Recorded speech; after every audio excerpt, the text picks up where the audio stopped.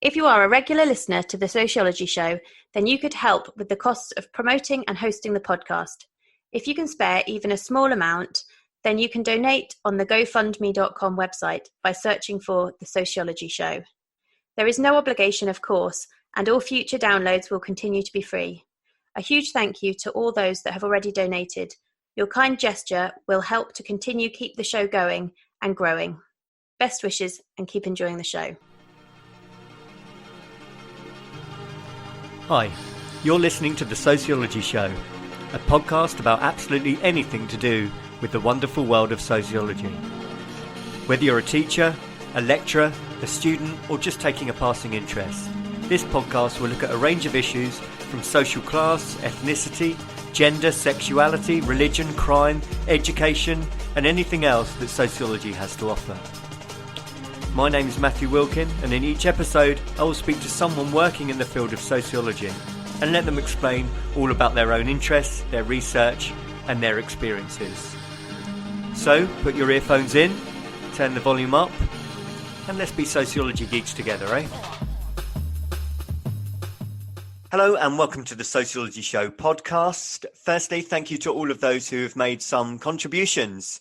It's been really welcome and it will go a long way to help to keep the show going. Some people have been asking, what am I asking for donations for? Which is a fair question. It's basically for the hosting costs. Because I'm producing so many of the podcasts, the hosting costs, the bandwidth that I need to be able to host them all is going up. So if you can contribute in any way possible, then you can go to the GoFundMe page and search for the Sociology Show. And as I say, I do really appreciate all those that have made a contribution so far. And so on to today. My guest for this episode is Dr. Stephen Roberts from Monash University in Melbourne. Stephen is originally from the UK, but has been working in Australia for the last 5 years or so. Stephen's work focuses mainly on youths and youth culture, and also the idea of masculinity. And his new book, Youth Sociology, has just been released. And so without further ado, let's go over to the interview. Hi, thank you very much for taking the time to talk to the podcast. Would you like to start by introducing yourself, please?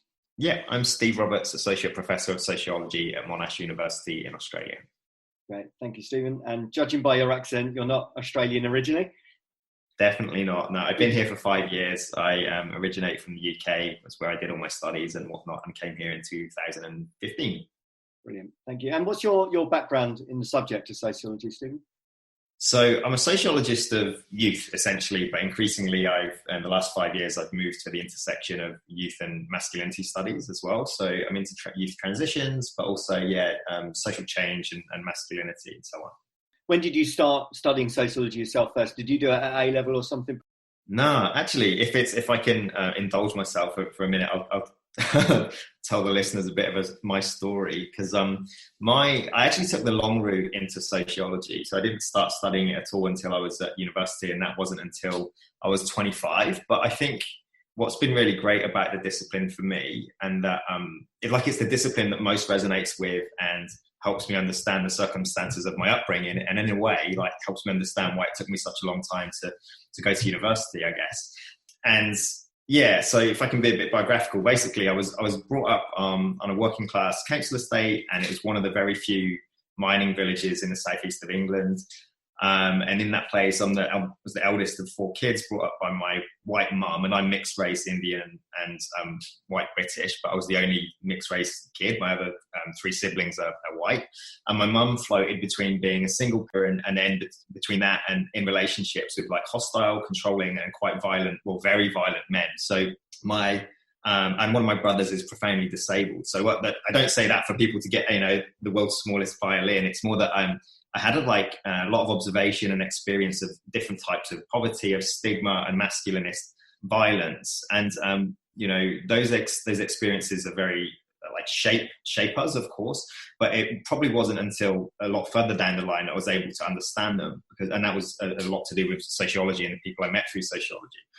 It wasn't like there was an absence of politics and thinking politically in my youth, actually, because I was aware of the politics of race a little bit because I was part Indian, but mostly because my mum, even though she was white, brought me up on the importance of the anti-apartheid movement, and I learned a lot about people like Stephen Biko and Nelson Mandela. but I was still super aware of classism as well, because I was brought up in a mining community, and I've got really strong memories of 1984 and the miners' strike. And I had an extended family who were miners and were into Marx kind of like verbally and discursively, but we didn't really read anything about, well, I certainly didn't read anything about Marx because books weren't really in my life. But anyways, yeah, so I had this kind of like working class upbringing, was exposed to violence and poverty and class stigma. And then I got lucky enough, and no small part because my mum was really helpful in pushing for me to try and go to a grammar school. And I say lucky in inverted commas because I didn't pass the Kent test actually, but my mum appealed and somehow got me through to grammar school. But my grammar school experience was pretty rubbish because I was a working class kid out of place, and got mocked for my accent a little bit, and basically didn't do very well. And I left school at 16, not allowed to stay on to do my A-levels because I didn't get the grades. So I went to a community college and did A-levels, and then I spectacularly failed my A-levels because I was more obsessed with getting some money from my part-time retail job. And then so from 16 to 24, I spent 8 years in the retail industry, mostly being a sales assistant, but then kind of working my way up to junior management roles. And then finally went to university at 25 and kind of sneaked in a backdoor route because I didn't have the A-levels.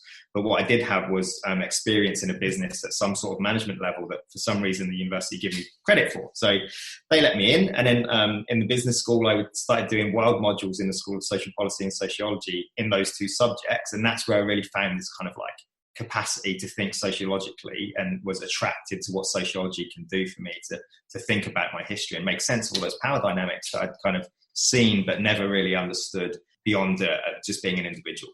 That is a long journey to get there. Yeah. Sorry about that. No, it's really interesting because I was just putting together all the things that you mentioned. So your upbringing, you must have thought about class and masculinity and ethnicity. So I was just interested to know, you mentioned Marx, who else you were reading about, who inspired you whilst you were studying? Yeah. So as I say, like my interest in race are kind of not so prominent in my writing and my thinking and my research since, but I've always been interested in race. And as I say, my kind of fascination with Stephen Biko, especially before Nelson Mandela, was really prominent for me. But I've been mostly interested in Marx, and then inspired by Pierre Bourdieu and people's reworking of Pierre Bourdieu, and that's still the case. But I think when I went to uni, like I was never a theory boy. Like I didn't really grasp sociological theory very well, and I was more interested in the kind of empirical application of theory. So, but mostly through people's work who were looking at working class people. So the ones that I remember being the kind of like real jolt moments of, wow, this is what it is to be a sociologist and think carefully about working class experience. Beverly Skeggs on working class women, and Diane Ray on the experience of working class people in education was really, really pivotal. And then a bit after that, Andy Furlong, the late Andy Furlong, who was a very pivotal figure in youth sociology, and I was lucky enough to have him as my PhD examiner. They're the kind of like real prominent people that made me think, like really attached to the discipline, more so than the big kind of theoreticians, I suppose. Great. Thanks for saying Diane Ray, because I can plug the show that I did with her a few weeks ago. So if people haven't listened to that one, it's really popular, actually. It's one of the most popular ones I've done. But I bet I can imagine why. Exactly, yeah. I think people can understand why. Great, thanks, Stephen. So let's get into your own research. So what I thought we'd do in the first part is talk about some of the research you've done previously, and then in part two, your new book, which I know is very new, hot off the press. So let's start with previous work that you've done. What's your main area of research? So yeah, my main area of research is youth sociology very broadly. And it's become a bit more diverse over the years. So I finished my PhD 10 years ago now. So I've done quite a bit, and I've been lucky enough to be in roles that give me a lot of space for research, actually. So I've done a fair few different kinds of projects, but my PhD project, and the first thing that I was writing about, and I think one of my very first publications, was about this concept of the missing middle in youth studies. And I guess because I'm principally interested in youth and social change, what I was kind of obsessed with in my PhD and just beyond that was this idea that the scholarly literature leaned towards a duality, which was either young people engage and they do their schooling and they do really well and they get professional careers and so on, or they drop out and they're disengaged and they end up being part of this underclass. And I was kind of obsessed with what I was thinking about as being, inverted commas, ordinary youth. And I kind of like was playing with this idea of a conceptual missing middle. And it wasn't like the most advanced theoretical thinking, but it was more of an empirical push for people to start looking at what happens. If we're going to get a proper understanding and in-depth understanding of youth as a social category, then we need to look at kind of like the great majority of people that like churn through school, they get on with it, and they have some sort of work and careers afterwards. It's not necessarily just these kind of polarized transitional directions, which I felt the youth literature was always kind of spoke to. So I felt there was a gap there, and that was the main kind of direction of travel for my early thinking. You said the missing middle. What ages are we talking about? What is key in terms of where people go in one direction or the other? Yeah, and actually, when I did my PhD, it was a time of change, of course, because around I finished in 2010, but around that time there was lots of changes to the school leaving age over the previous few years. So, in my thinking at the time, it was like probably at 18, but actually I'd kind of looked at people at being 16 when people take different routes as well, because certainly when I was growing up, you could leave school at 16, but by the time I finished my PhD, everyone had to be in some kind of training until they were, it was just about to be the case that everyone had to be in some kind of schooling or training until they were 18. So there's a pivotal kind of period. I thought that 18 to 24 was like 16 to 24 is the rough area of youth that a lot of people had looked at, and that I thought a lot of interesting things were happening in young people's lives, age 18 to 24. But increasingly, we think that's even extended even further. So the idea of youth is an extended category, if it's even a category at all. Some people might argue that adulthood is even a category we can make sense of anymore. But and some people will increasingly look at youth as being at least into young people's 30s now. But at the time that I was writing, I was kind of interested in what happens at 18 to 24, what for previous generations had been that threshold into adulthood. Yeah, because people now often talk about a quarter life crisis, don't they? In the past, I suppose, early 20s people moved out of home, got married, started a family, whereas that's not necessarily the case now, right? Yeah, that's it. Like it's still like it's these things are constrained in some ways by social forces. So we know that people in particular, like lower socioeconomic status or working class people, still move out more quickly on average, and they still end up in a couple of relationships more quickly. But there's definitely delayed compared to previous generations. So 18 to 24. There's a whole body of work referring to. It actually comes out of social psychology, but finds its way into sociology as well, about this concept of emerging adulthood. So like the 20s being this place that's like an extended experience of youth where people make choices and they can trial and make mistakes and all this kind of thing. And I'm not necessarily on board with that idea, but we definitely know that, the young people are not en masse leaving school at 16, 18, and then, leaving the family home within a year or so, like they may have done 40 years ago or something. Yeah. And so you mentioned there's a difference in terms of social class. What other factors cause the difference in terms of which direction people go in at that age? Yeah, there's a combination of things. So like there's the social norms, of course, like it's, we often point to how people follow the kind of trajectories set by other people in their class category, usually their parents and their wider family as well. So if it was, if we think back only a few decades really, when relatively few people were going to university, that the middle class is still middle class people go to university more than working class people. But the idea of that kind of extended period of education was for a relatively reserved few. And I think so. It's easy for us to make sense of working class life as being needing to get to work real quickly, and money being an issue because your mum and dad couldn't necessarily, or your parents or whomever couldn't necessarily look after you for an extended period of time. So when you reached the age at which you could work, you were supposed to go to work and start earning your wage, and then eventually make that track out into adulthood on your own.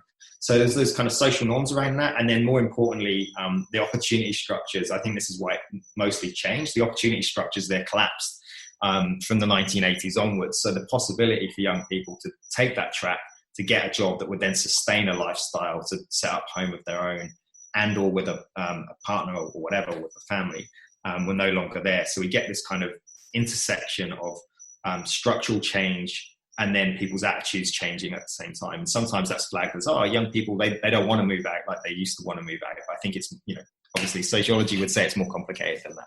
Yeah. And why do you think there is that kind of everything's being pushed back? People are getting married later, having children later, getting on the property ladder later. What do you think is the main reason why that's occurring? Yeah, I think it's like, from a structural point of view, we can trace it back to what happened in the 80s with the collapse of the youth labour market. So, there is just the possibility for being the possibilities in being a young adult just aren't what they used to be. The chance to get a relatively well-paid job, even like relatively, again, I'm doing air quotes because like unskilled work, I'm not really comfortable with that idea. But the idea used to be that young people could leave school with relatively few qualifications, get unskilled work, and that would sustain those transitions. You'd be able to move out of the family home. But since the 1980s, that's been increasingly difficult because wages basically haven't grown very fast. There's been a growth of underemployment. There's been a growth of precarious work, and that kind of key economic kind of foundation that people need to be able to move out and then start a family and so on it's just not there. So it's not realizable. And then I think, but in combination, as that's happened, we get this sense of people also hedging their bets a little bit and thinking a bit more carefully about, trying stuff out, trying jobs out, being able to live with the family for longer because, in fact, the state support has been removed as well. So there's no choice. People either can move out, and if they can't, then they have to stay with their family, of origin. So I think there's a combination of things that have happened, and in part driven by neoliberal policy and economic change. And then there's a kind of corresponding change in attitudes that comes with it as well. Yeah, that whole idea of a job for life has definitely changed, hasn't it? People fluctuate, move jobs every couple of years quite often. Yeah, that's right. And that reference point where, it's probably not there for the contemporary generation of people who are at university. But if you go back one generation, they already wouldn't have been able to recognize the routes that their parents took as this, it's job for life. You come out of school, you leave the school gates and you go into the factory gates, and then that's it for 30 years or something. That's long gone. What the world is kind of, it's towards, we understand it as being moved towards a world that needs more navigating, and with lots of different terms and so on. Because that's interesting what you said about what we define as youths, because if people are not getting married and not buying a house or still fluctuating around jobs or travelling all through their 20s, you could argue youth is into your late 20s, early 30s. Definitely, yeah. And that's a lot of researchers do that now. In fact, a great group of researchers over here in Australia, they've got this idea of the new adulthood, and it's reflective of that rather than talk about people as being like delayed in their youth transition, they talk about how adulthood is not those markers that it used to be. And in fact, that if we think about the way we used to conceptualize youth as ending around the early 20s, because one would move out of the family home, get a job and get a partner. Those things happen much, much later, often into the 30s and well into the 30s. So our conceptualization of youth is messy now because it's just, there's no kind of like uniform movement of a big part of the cohort that all doing something at the same time. I've got a confession here, Stephen. In Britain at the moment, they're showing Married at First Sight Australia. Yeah. That's really unlucky for you. Well, it's really interesting actually, because many of the people on there are mid-30s, late 30s. Lots of them still living at home. Lots of them haven't found the job that they want to do yet, or they certainly haven't found the relationship they want to yet. And in the past, they would have been considered over the hill, if you like. Yeah. That was a phrase that was used. But in my mind, watching it, they just still feel like youths. Yeah, that's definitely. I mean, I don't know if Marriage at First Sight is reflective of a new norm, but they're the people that are on it are reflective of a relatively new norm, which is that people are taking their time to make choices, and like life is more fluid, so you don't have to make those commitments necessarily so early. But I think again, the sociological thinking always comes back in and thinks, for me, it reminds me to say, like, what's the possibility for that though? Like, are there possibilities to have nailed down a career type job by the time you're 25? And when actually, when you look at the data, we know that's not the case, because in Australia, there's it's a good few years now. People leave university and it's a good few years before they nail down a graduate type job. And that's a big change as well. Yeah. And you mentioned masculinity, how does masculinity segue into your research on youth culture? Yeah, so it's a funny thing. Like, I ended up like falling over masculinity in some ways because I didn't think about it at all in my PhD research, which is kind of absurd, because actually my research was about working class men.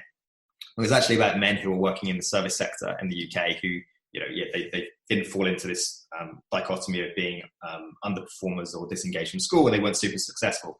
And I didn't really think about them as being men at all until after my PhD, and it came to me because I was at a conference listening to someone talk about something, and I thought, some ideas that translate into what's happening here, so I should pursue that line of inquiry. So eventually I started to think about what it is to be a working class man, and the potential for transformation of masculinity because of the roles that people were taking in the economy. So it was previously theorized that young working class men hated working in the service sector because it was at odds with working class masculinity. And then a couple of years out of my PhD, I realized that wasn't the case. I was thinking, what's going on? Like, more and more young men are working in these jobs that they used to be described as being antithetical to working class masculinity. So that was my kind of like segue into that type of thinking.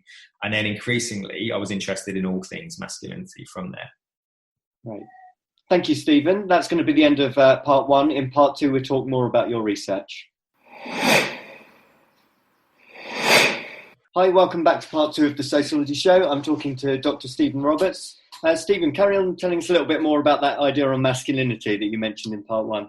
Yeah, so my research increasingly focused, I started thinking about youth and youth transitions, and then increasingly thinking about men and masculinity, because my research subjects were actually men, and I hadn't necessarily considered them in relation to masculinity, which, as I mentioned before, seemed a bit absurd. But so I actually revisited as many of the men as I could for my PhD. So it became a longitudinal study of sorts, and I touched base with them again another couple of times.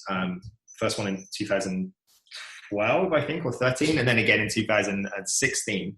So I talked to these men over 7 years, actually. So I've got a good sense of like the way their trajectories have mapped out in their early 20s. And what I was really keen to do, this culminated in my 2018 book, Young Working Class Men in Transition. And what I was really keen to do with that book was demonstrate or document the way that young working class men's lives had changed, especially in the economic sphere, but the implications of that as well. And I think what I really tried to do was to disrupt this stereotype of the young working class man as being automatically problematic, like automatically being homophobic and sexist and rejecting of all things feminine. Like that was the real message of my book. And it wasn't about like saying hashtag not all men. It was like saying, there's still lots of things wrong with masculinity, but it's not about being working class that leads people to crime and aggression and other forms of sexism. That's something to do with masculinity per se, but not necessarily something to do with working classness, which I was kind of really trying to trouble. Because one of the arguments sociologists have come up with is this idea of crisis of masculinity. So because we lost a lot of the jobs to do with factories and mining and manual work and so on as we move more into the service sector, that a lot of men have become disillusioned, with their identity. Was that anything that you found in your own research? Yeah, it's definitely an idea that I've been concerned with and thought about a lot. And there'll be plenty of other people who I'm sure may or may not have been on this show and might be in the future, but people like Michael Ward and Nicola Ingram in the UK also talk about this kind of stuff. And the key feature of the crisis of masculinity as a rhetoric is that it comes around, like it's been around for a long time. It's been around since the beginning of the 1900s, and every decade or so we see new iterations of it. So we have to, call it out a little bit. And I think it's a go-to language. It's a go-to set of words that helps people think through problems. So some people say, well, masculinity, as we can see through the ages, is inherently in crisis. It's always unstable in some sense. And definitely every decade teaches us as a new set of reasons about why men are feeling at odds with their masculinity or whatever. And I think the kind of bottom line with that is that it's not an effective way of thinking through young men's lives. And it feels a bit like a discursive distraction, I suppose, because it's not actually that young people's lives young men's lives are in crisis. It's that perhaps masculinity is changing. And I think this idea that young men principally can't change and don't change and like always hark back to the glory days of masculinity is somewhat simplistic. I can't remember the writer, so I do apologise, but someone mentioned that working class men in the past, you know, they would kind of take out their frustrations and anger in quite a manual job, you know, or something being physical, and now they're stuck in call centres. The number one writer in that area from the 1970s was Paul Willis, who wrote a book about why working class boys get working class. Well, it was called Why Working Class Kids Get Working Class Jobs, Learning to Labour. But the key there, I think, is that life isn't necessarily the same, and I think the frustrations around working in a call centre are legitimate, but actually they're very similar to what Willis was saying. Like sometimes my view is, at least, that saying that people had a better time in the factories compared to what they do in the call center is missing the point a little bit. People were still, victims of capitalism in the same way, and they took out their frustrations at work in the factories in similar ways. You see the studies about working class people working in call centers also finding ways to take out the frustration. So the kind of resistance to the relations of capitalism are present over the decades. And again, I think that's something misleading potentially about saying, oh yeah, like in the 70s, all the men loved working in factories and it was all easy. When actually Willis's book was all about the way they resisted their bosses. They created shop floor humor as a mechanism for getting through the day. Like, it wasn't the glory days compared to now. And why males? Why do you think it impacts them so much more than females in terms of identity, work, and so on?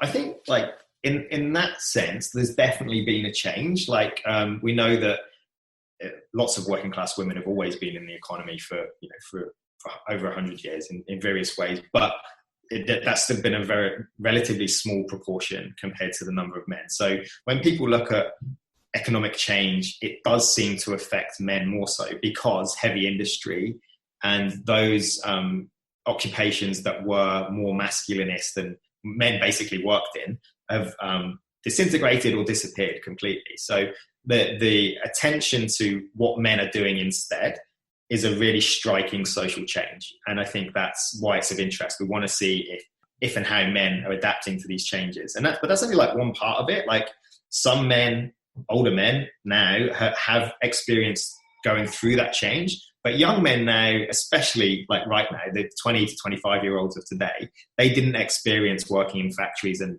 mines and so on. Are very unlikely to have, and then had a change. And in fact, this is one of the driving themes of my book. It's all they know. Like, working in shops and service sector roles is not so at odds with their sense of identity, because there is no other option. So they know the stories of their parents and the men before them that worked in the mines and the factories and so on. But the possibilities for that today are not real. So young people, I think, locate their possibilities in what's possible, not harking back to some imagined past and wishing they were in a factory. Yeah. And you just mentioned young people today, 2025. That brings us neatly onto your most recent book, your new book. Yeah. How's today? You got it today, is that right? That's right. Yeah, literally just arrived before we started the podcast, so that's good. I'm glad to have it, because there was rumours that it wouldn't get to this part of the world, so it's nice to have a hard copy. I just hope my library can pick it up in time to run it for my course, which starts in about 2 weeks. Right. So tell us all about it. It's called Youth Sociology, yeah?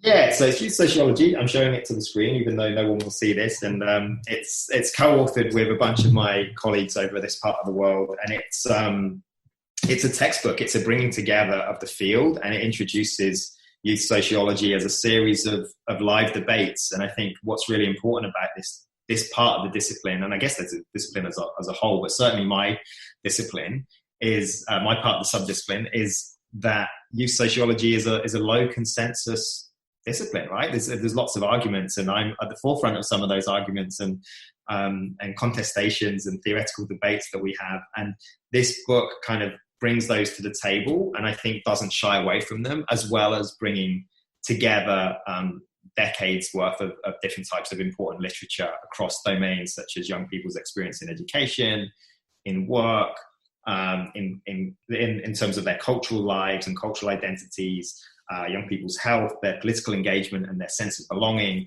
across a whole range of domains. So it really is very much a a kind of something for everyone type of book, and I'm hopeful that it'll be really useful for undergraduate students and beyond as a primer for the field. Like, it's a bringing together, it's a desk-based research book, so it's a summary really of the field in lots of different ways, and it's more about an introduction to the debates in the field and the core literature and the key readings, but as well as being reflecting on even those super influential people who were, well, the people that were super influential writers for me, were all kind of like, they were white, basically. They're white British or white American people. And I think what the Youth Sociology book is bringing in more diverse set of voices. So every chapter is now filled with more than kind of lip service to the discussions that happen in, so for example, in youth cultures, rather than just think about the working class youth cultures of the 1970s that everyone always writes and reads about.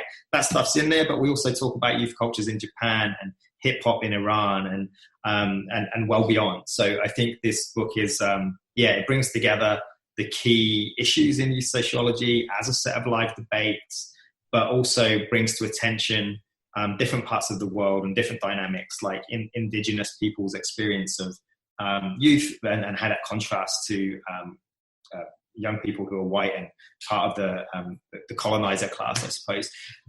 So there's a whole series of different things that go on in the book, but I think it's hopefully a very useful introduction for undergraduates, postgraduates, and beyond. That's a good reference point. And do you mind telling us a little bit about how you gathered the research? So firstly, kind of what research methods you used, and then whereabouts the stories of the youths take place as well. Yeah. Oh, sorry. Okay. So this book is all desk based. So this is like a youth sociology primer textbook, I guess. But if we want to quickly talk about methods, I'm probably better off talking about my 2018 book. So I had another book at the end of last year, which is maybe interesting as well. But my 2018 book was on young working class men's transitions, was longitudinal qualitative. So it was predominantly qualitative interviews for the first round, but also with a little bit of observation involved as well, like going to people's workplace and so on, but mostly biographical interviews.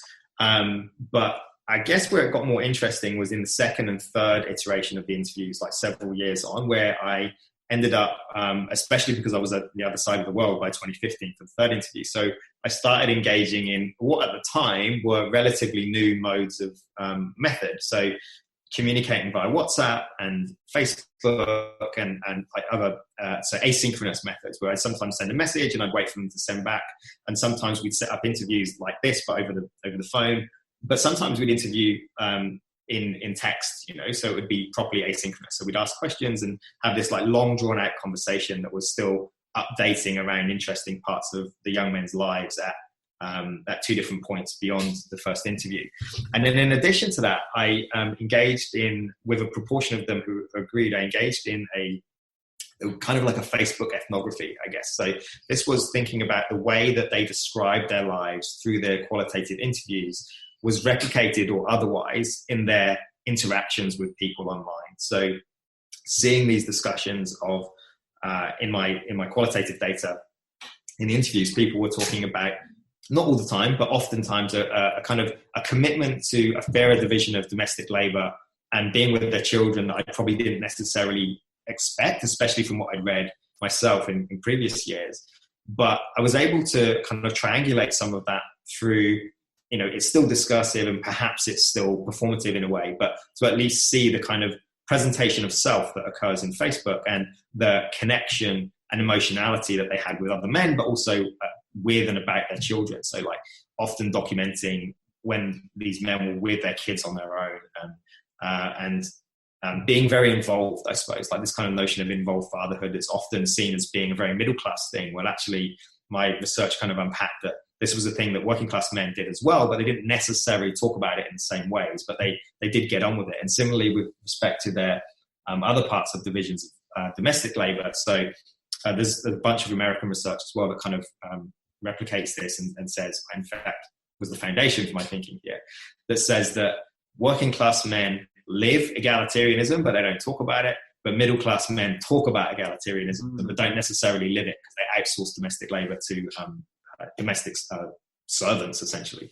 That's interesting, because that would kind of counter what some research is saying. Some research is saying that in dual income families that actually the female's still predominantly doing the majority of the emotional and domestic labour. So are you saying that actually it's a bit more equal, even though perhaps it's not discussed? Yeah, so there's no question that the gap is closing, but it's still a huge gap.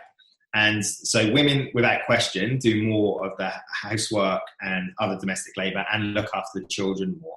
And then there's a qualitative gap as well. So there are different types of activities that men are more likely to do and different types of activities that women are likely to do. And the ones that women do are more often constrained in terms of the time they have to do it.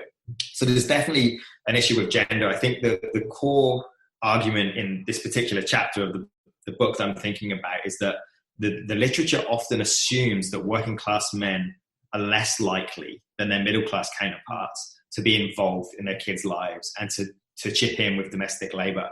But actually, there's a smaller body of work that talks about how working class men, and I think my work speaks to this as well, working class men and women and working class couples essentially have done more of that sharing because there's this notion where one comes home and looks after the kid when the next one goes to their shift. So the economic pressures of being a working class household lend themselves more readily than is often discussed to a slightly fairer distribution of labour. And I absolutely take your point. I don't want to say that it's all rosy because it's not, but I think the key is that we shouldn't think of working class men as being, the people who are layabouts when it comes to finishing their work and not engaging with the tasks of looking after their children and contributing to domestic labour as well. Like it's not a middle class privileged angle, which is just these middle class privileged men are looking after those aspects of their life as well. That's interesting. So your research has shown that men would like more time with their children and more time at home as well? Yeah. And I think that reflects a lot of other research. Again, of course, as sociologists, I think we have to be super careful about what's the way people talk versus the way people act. Those two things aren't necessarily interchangeable. But certainly again, if we go back just a little while, we would find that working class men, or at least working class men, were situated as not in a way where they would never say, I want to work, I want to look after my kids, and I want to do the housework, and I want to be fairer. And in fact, that very notion, like that discussion, would have been an affront to masculinity. So where we are now is that at the very least, people are talking in ways that makes them seem more progressive on that front. Now, of course, the big tension is whether or not those words are translated into reality. And what we then see is when research talks to women say, actually, partner might talk a good game, but they don't actually pull their weight in. The reason I asked that question is I'm just wondering with the pandemic whether this is going to shake things up a little bit. We've had a lot more people working from home, time away from the office or wherever it might be. Anecdotally, a lot of my male friends have said they've enjoyed being at home, they've enjoyed seeing the children more, and actually starting to reevaluate their work-life balance as well. Do you think that could shake things up a little bit? Yeah, I really hope so. We've been thinking about, I'm sure a lot of sociologists have been thinking about this as well, but the early data, because some people have responded very quickly to this, the early data seems to suggest that's not the case. So I also hear anecdotally all kinds of possibilities for transformation around masculinity in terms of what that kind of nexus of work and home, but also the possibilities for reaching out and being more emotional with other men, because we all realize we're in this kind of survival mode and we don't have to just hold back our emotions anymore. But in terms of housework, actually, the emerging work still suggests that even though men are probably doing more, like the burden has actually fallen harder on women. So women's working hours have cut back, whereas men's working hours haven't necessarily cut back. So they might be doing more around the house to contribute to that domestic labour load, but women are sacrificing more as well. So I think that's an important part of this conversation. That doesn't necessarily mean that we shouldn't be hopeful that gender can be reimagined in this kind of situation. It just means that we can't get too excited that it's been this complete transformation when actually, women are still burdened. Yeah, it worries me. We quite often hear the expression about getting back to normal. I just think now's the time to reevaluate rather than go back to set normal. Yeah, for sure. And I hear that in lots of different contexts as well, even at universities and stuff. At my place of work, people often talk about Like, why do we need to go back to normal? What was so special about normal? Let's think about what we need and what we want and what could be the new normal. And I think that applies to gender as well. And I think, like, again, it's anecdotal, but even thinking about my own home life, like, I'm relatively egalitarian and like on equal terms in terms of our housework and child minding and stuff, looking after our child at home. But I still think this has given me a possibility to reshape my work-life balance as well. So, like, I think there's productive possibilities, but I don't want to get too excited. It will be very interesting to see where we are in 1 year, 2 year, 5 years, and so on in the future. And before we leave, do you mind telling people how they can get in contact? Okay, yeah. I'm on Twitter at SteveRoberts_, and I'm very happy to receive messages and chat to people on there. And am I allowed to give my email, or do we not do that kind of stuff? Yeah. So I'm Stephen with a V .d.roberts@monash.edu. I'm very happy to talk to prospective PhD students, especially, but anybody that wants to talk about sociology. I'm always super keen. Right, and I assume we can get your books this side of the world? You definitely can, yeah. Most of the publishers we work with are UK based, so you can definitely get the books there. And please buy them. Brilliant. Excellent. Thank you very much for your time today, Stephen. I really appreciate it. Thank you. If you are a regular listener to the Sociology Show, then you could help with the costs of promoting and hosting the podcast.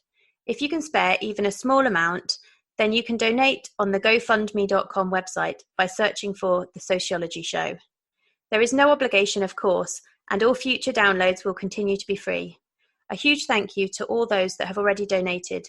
Your kind gesture will help to continue keep the show going and growing. Best wishes and keep enjoying the show. Thank you for taking the time to listen to the podcast. If you would like to contact the show or be interviewed, then please email thesociologyshowpodcast@gmail.com.